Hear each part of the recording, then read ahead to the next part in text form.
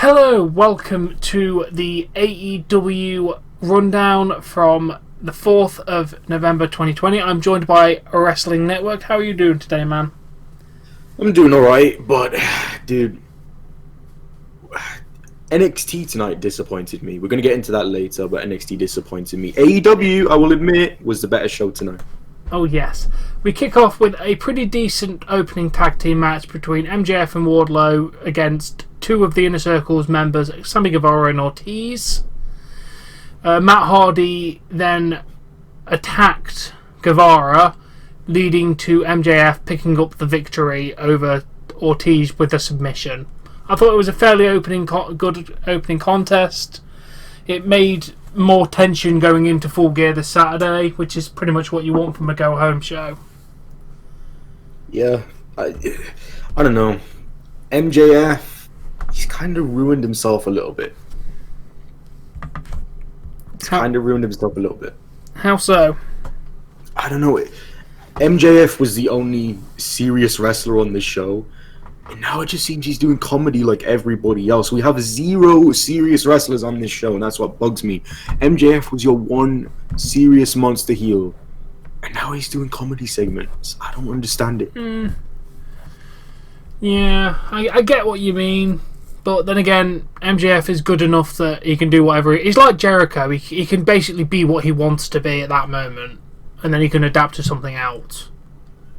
You're right, and there's a part of me that really, really loved the Dinner Debonair segment, but there's also a part of me that's like, well, MJF's supposed to be better than this. He doesn't need to resort to doing stuff like this, but that's neither here nor there.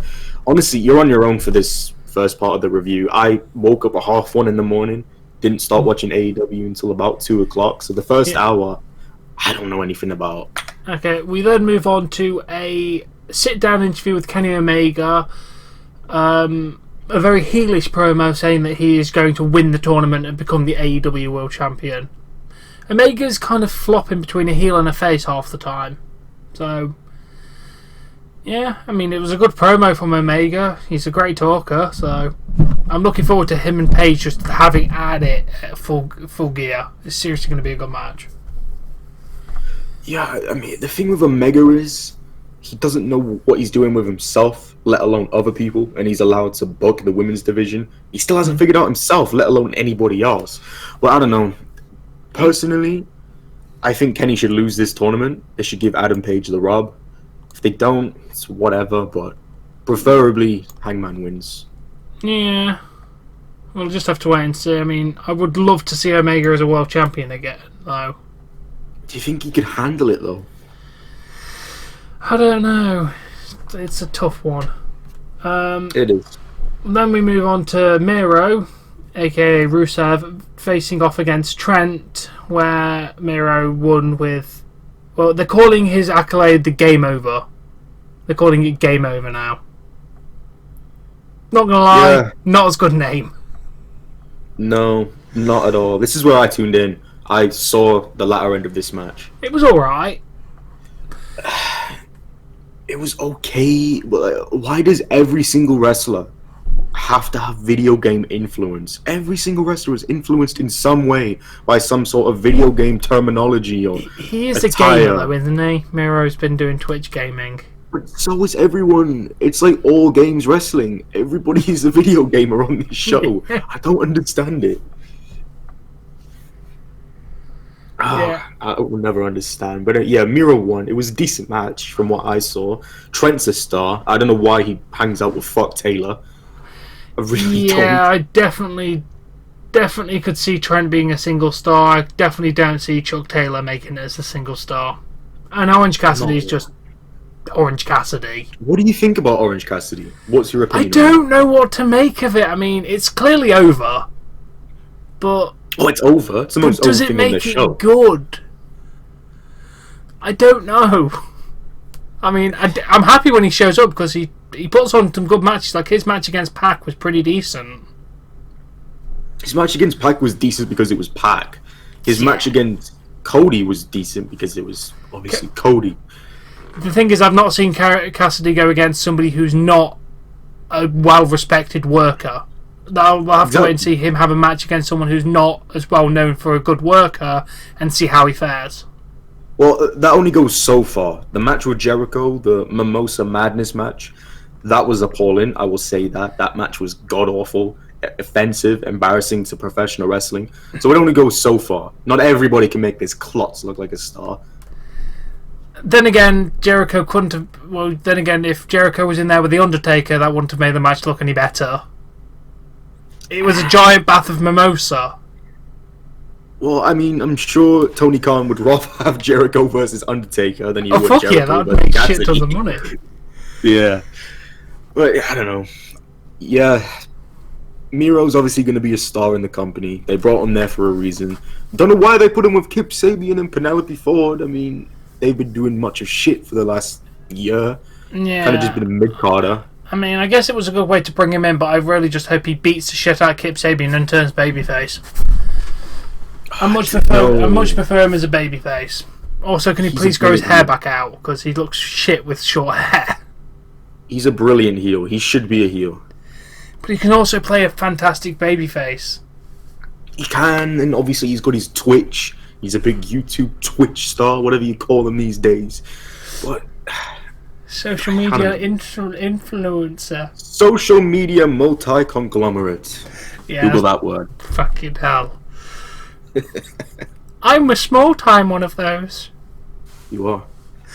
But yes, but let's get back on track with the review. But yes, Miro, please just beat up Kip Sabian and do something more interesting with your time, because fuck Kip Sabian, he doesn't need you, and you don't need him.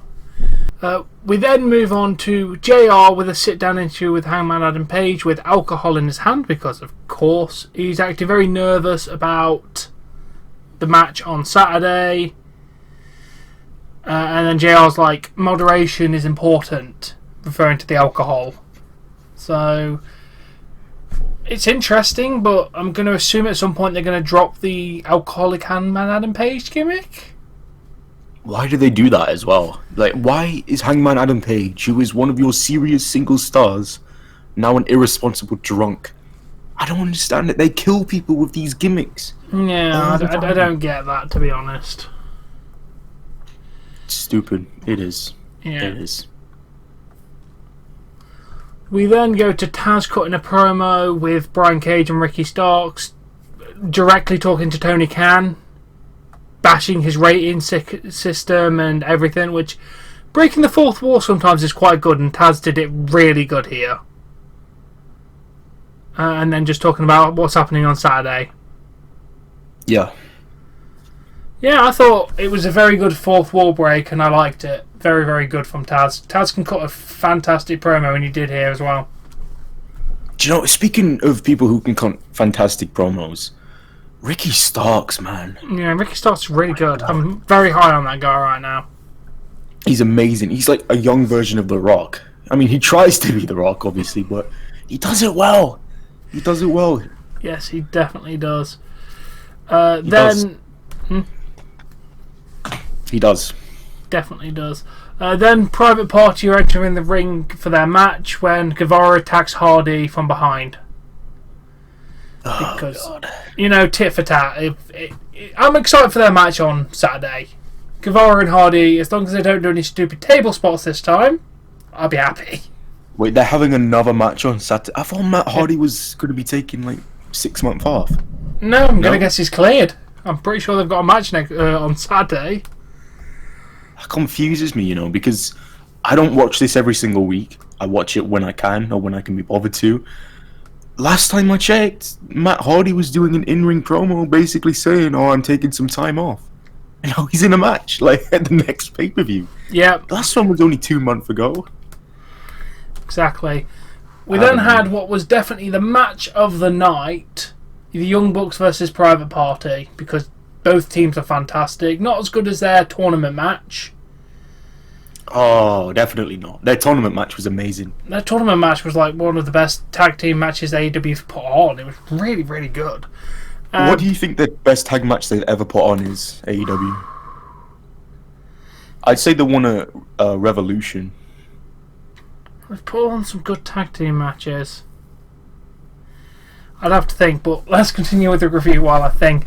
Young Bucks hit their finisher and pinned Private Party because, momentum. After the match, FTR came and beat up the Young Bucks, and then Omega and Page came down and saved the Young Bucks, and then had a massive stare down. I mean, yeah, okay. I don't know why Page is helping, because he got kicked out of the Elite. Maybe he's trying to redeem himself. Maybe that's what we're going with, is a redemption story with him. Because they're planting the seeds there for it. Or he was drunk and had no clue what he was doing. I'm going to guess redemption story, and he's going to join the Elite again, and Page is going to go off and... Omega's going to leave the Elite. Maybe. I don't know. Okay. I want to ask you a question. What do you think about them actually doing this match now? FTR versus the Bucks. Do you think they should do it now, or should they have waited for a proper arena? They probably should have waited until next year, but then again, they've been building this feud since FTR came in, so if they kept putting it off, we would have just kind of gone, really? I suppose so, but then again, there's an element of me that does want to wait. They've been building this match far longer than that. They've been building this since the Bucks were still in Japan, and FTR was the revival in NXT. Yeah, they've been building it for a long time. And we've anticipated it, and we've waited for years, and the one thing we were really thinking about when FTR signed with AEW was, oh, when are they going to have the match with the Bucks? And now it's just with no fans. It's kind of soured for me. Minimal but fans. It's still going to be a good match. They do have fans. Well, all two of them, but it's going to be a good match still. Yeah, 1,000. 1,000 is not two. It's more than... There's not going to be 1,000 people in there. There's no way. That's how many tickets are on sale, and they've sold about 900 of them so far. I don't know how they're going to get away with that. Because the arena seats 2,400. Wait, so... Yes, so that's half capacity then, right? Just slightly less than half capacity. About 45% capacity. How are you going to get away with social distancing 1,000 people in a 2,400? Because it's all the same people going shows every week. It's all the same people from Jacksonville, Florida going in. Yeah, it's but the same people, so they're all probably from the same family groups. So you'll have this big party over here, and this party over here, and this party here. You can't regulate that though. It becomes very, very hard to regulate above even 10 people, let alone 1,000. I know. We'll just have to see how it goes. But anyway, fans are back, and WWE won't have fans until the Royal Rumble at the earliest, because fuck the Amway Centre. Because they're safe. They shouldn't have fans in WWE. Yeah, but it makes the shows boring when there's piped-in sounds. Yes, but the show's not boring anyway. Oh, true. But the crowd might make it vaguely interesting. I do miss crowds. I will say this. I do miss crowds a lot. Bring back crowds. Yes. 2021. Erase coronavirus. Let's start with that. Yeah. Then we had our Moxley and Eddie Kingston face-to-face segment. Moxley came off as a massive heel, and Eddie Kingston came off as a sympathetic babyface in this for some fucking reason. They bring up his mum. Why bring up the heel's mum? Heel's mum doesn't need to be talked about. It should be the heel, Eddie Kingston, bringing up Moxley's mum. Yeah, it was really... It was a good promo, don't get me wrong. It was a good segment, just it felt backwards on what they should have been doing for it. It did. But then again, Moxley's never been a face, has he, really? For a while, he was quite over as a face. He was the underdog face against Jericho. Well, yeah, but then he kind of... He's always been a bit of a tweener. Never been full babyface. I mean, he has kind of always tried to be Stone Cold cosplay. Yeah. But I don't know. He's a face in this match. He's meant to be the face in this match, and he didn't come across that way in this interview. Definitely not. Came off as much more of a heel. Yeah, definitely.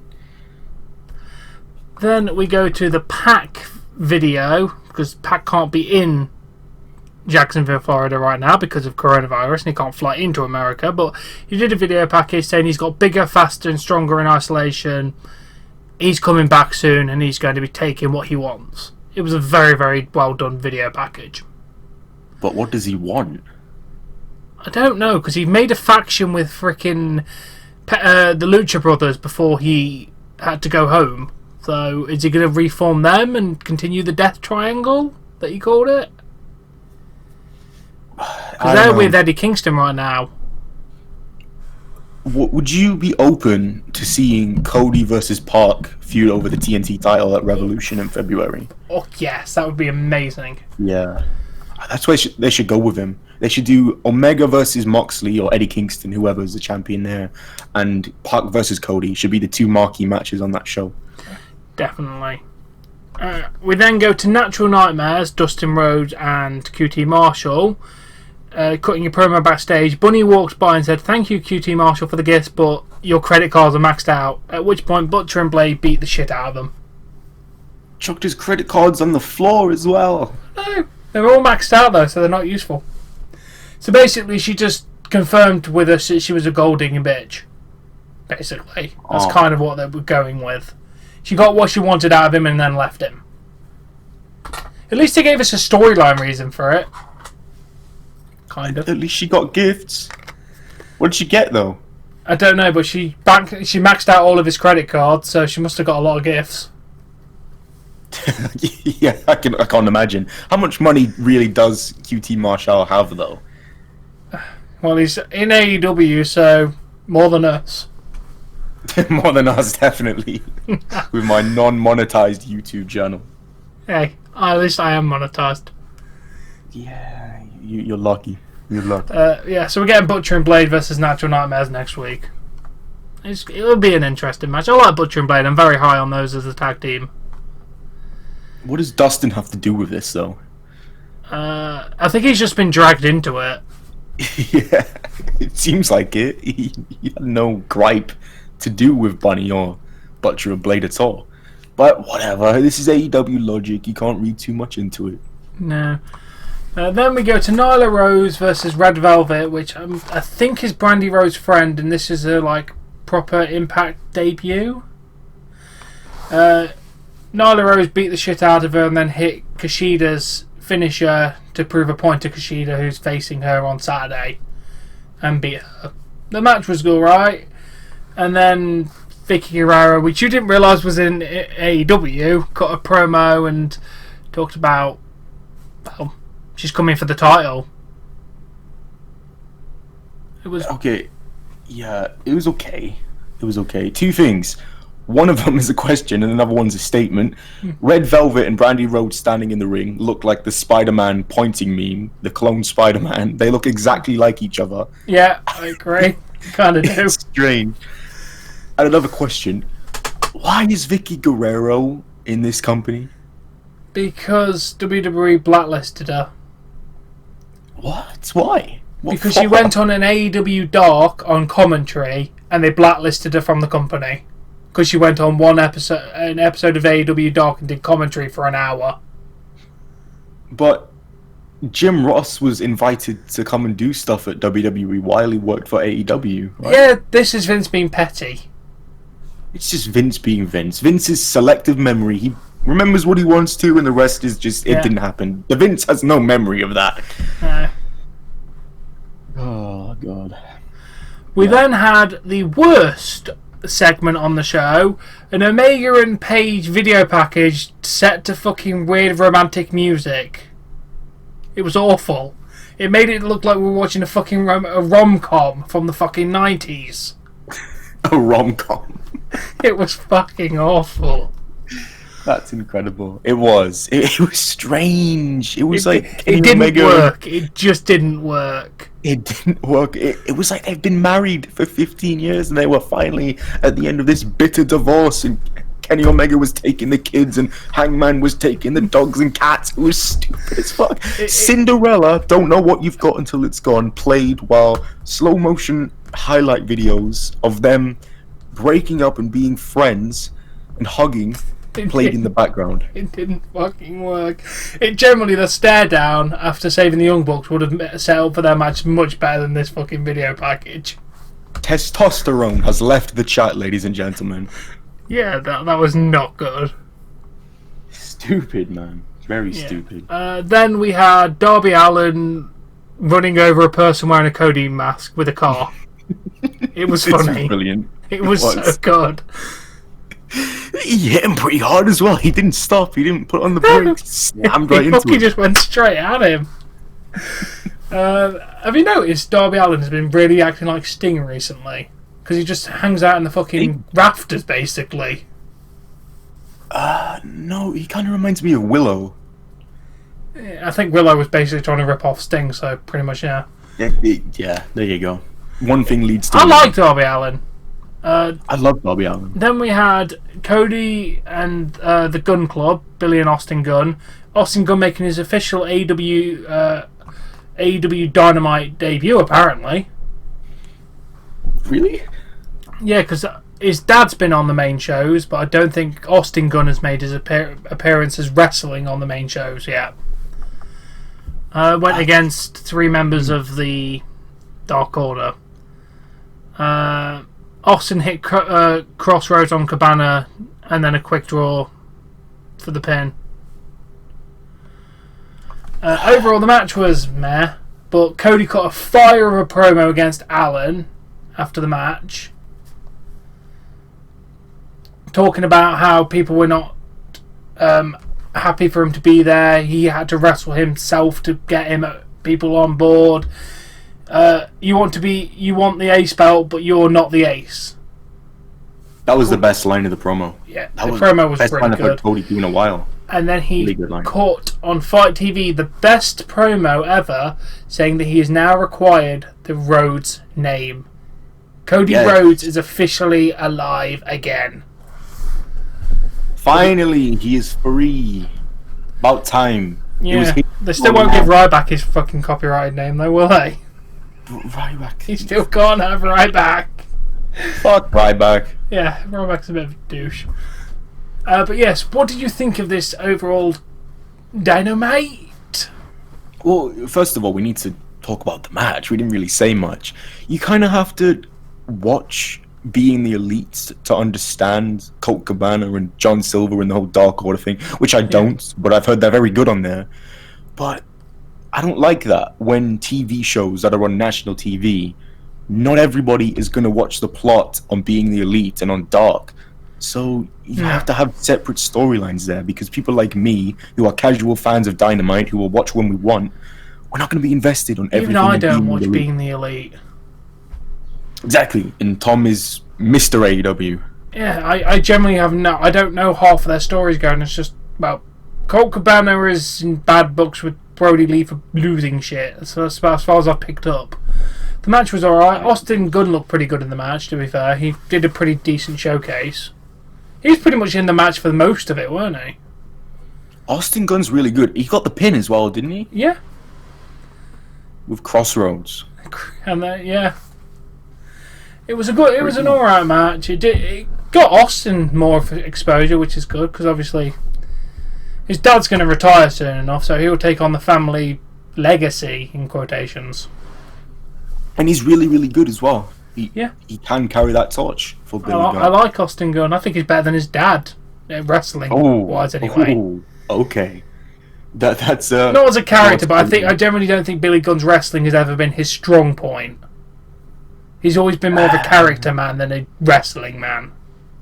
He was alright. He wasn't the worst wrestler in DX.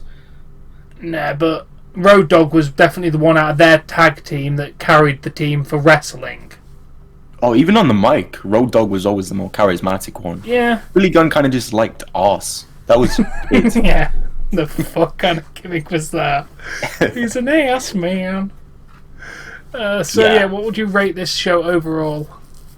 Obviously, I didn't watch the opening segments of this show, so I can't really give it a full grade. But from what I saw, I'll give AEW a 7 out of 10 tonight. Beat out NXT. 100% beat out NXT. Yeah, I will agree with you on a 7 out of 10. It's definitely got me hyped full gear for some of the matches.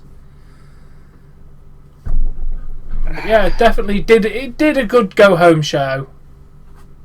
They hyped up a lot of the matches. Yeah, they definitely did. Especially Cody. Cody's promo on Darby Allin. Oh yeah, I'm so hyped for match. that match. Then again, their last match was fucking amazing, so I'm not gonna have any doubt that they're gonna have a good match. This is their third one now, right? Yes, because they had the time limit draw, another match, and then yeah, this is their third match. That's sick. Oh, and this promo, by the way, from Cody gave me serious Dusty Rhodes vibes. Very, very good. Very passionate. He always has passion in his wrestling, his promos. He oozes charisma and passion for the wrestling business every time he speaks. It does. Which is why I think most people like Cody Rhodes, because he does look genuine. Yep. He is an athlete. He is serious about his business, and he cuts a hell of a promo. Yeah. So yes, we hope you've enjoyed this review. Like, share, and subscribe. Do all that usual YouTube stuff, and make sure you check out Quavers. Check out Quavers. What's it as well? Yeah, what's it are good. Or Cheetos. They do Cheetos at Tesco in the international section. They might be more expensive, but they're fucking worth it. But yes, thank you all, and we'll catch you all later. Bye.